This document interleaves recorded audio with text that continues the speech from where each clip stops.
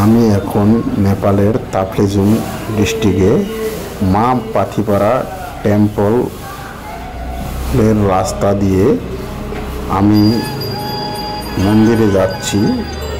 সেই রাস্তার পথে আপনারা দেখতে পারতেছেন চারোদিকে মানে স্নোফল পরে চারোদিকে বরফে ভরে গেছে। দৃশ্যটা দেখতে এত সুন্দর মানে লাগতেছে, মানে বলার মতো না।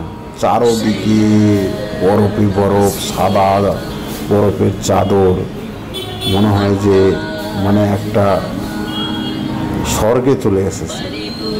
গাছপালার উপর দেখতে পাচ্ছেন বরফ ভরে গেছে, চারোদিকে বরফ।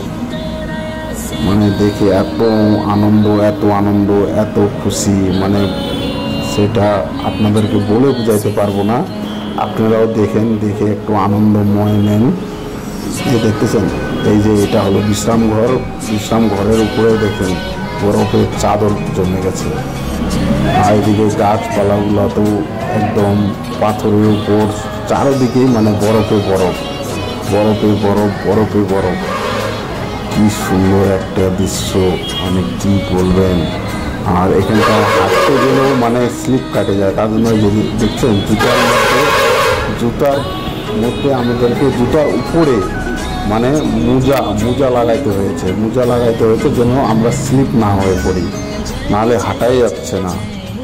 তারপরেও মানুষরা সবাই দলে দলে আস্তে আস্তে হেঁটে এগিয়ে চলতেছে। আপনারা দেখতে পাচ্ছেন আগে দেখেন একটা দল আস্তে আস্তে হাঁটে হাঁটে যাচ্ছে, আমিও আস্তে আস্তে হাঁটতেছি।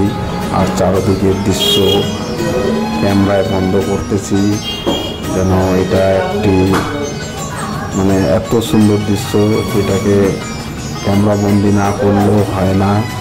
তো ক্যামেরা বন্দি করে মেমোরেবল মানে সারা জীবনের জন্য মনে থাকে সেই দৃশ্যটা। যখন ইচ্ছা হবে এই দৃশ্যটা দেখার, তখনই আমি আমার ভিডিও এই দৃশ্য আমি পাবো। এখানে দেখেন সবাই ঘন্টি বাজাচ্ছে, আর আগে এগিয়ে চলছে মন্দিরের দিকে। সে আমরা এখন না হলেও সমুদ্রপৃষ্ঠ থেকে 13,000 ফুট উপরে আছি আমরা। এখানটায় শ্বাস নিতে একটু প্রবলেম হচ্ছে, অক্সিজেনের একটু খুব অসুবিধা হচ্ছে। তো কোনো ব্যাপার না, তার জন্য আমরা অক্সিজেন নিতে পারতেছি না বলে আস্তে আস্তে হেঁটে আস্তে আস্তে এগিয়ে চলতেছি। দেখছেন কি সুন্দর, একদম তুষারপাত করে এত সুন্দর বরফে একদম চাদর হয়ে গেছে, পুরা বরফের একটা চাদর। মানে যেদিকে তাকাবেন ওদিকে বরফ। আর মানে বরফ বলতে এটা স্নোফল পড়েছিল। কেন কিছুক্ষণ মানে রাত্রেবেলা কিছুক্ষণ বৃষ্টি হয়েছিল, সেই বৃষ্টিটা পুরো স্নোফলে ভর্তি হয়েছে। গাছের মধ্যে একদম মানে সব জায়গায় সাদা সাদা হয়ে গেছে। এখানটা মানে বৃষ্টি পড়লে মনে হয় একটা বরফে জমে যায়।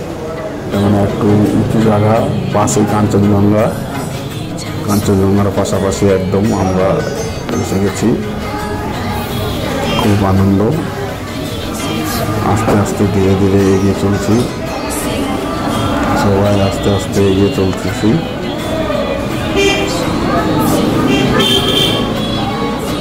এই দেখেন আমি এখন আপনাদেরকে দেখাচ্ছি, আমার অবস্থা খুব একটু খারাপ হয়ে গেছে। শ্বাস নিতেও প্রবলেম হচ্ছে, কথা বলতে প্রবলেম হচ্ছে, তারপরও আমি চেষ্টা করতেছি আস্তে আস্তে এগিয়ে চলার। অবশেষে আমি মন্দিরে এখন চলে এসেছি। মন্দিরে এখন মা পাথিপাড়া মার দর্শন করতেছি, আপনারা দেখতে পাচ্ছেন। এখন দর্শন করে আমরা আবার আস্তে আস্তে নিচের দিকে যাব।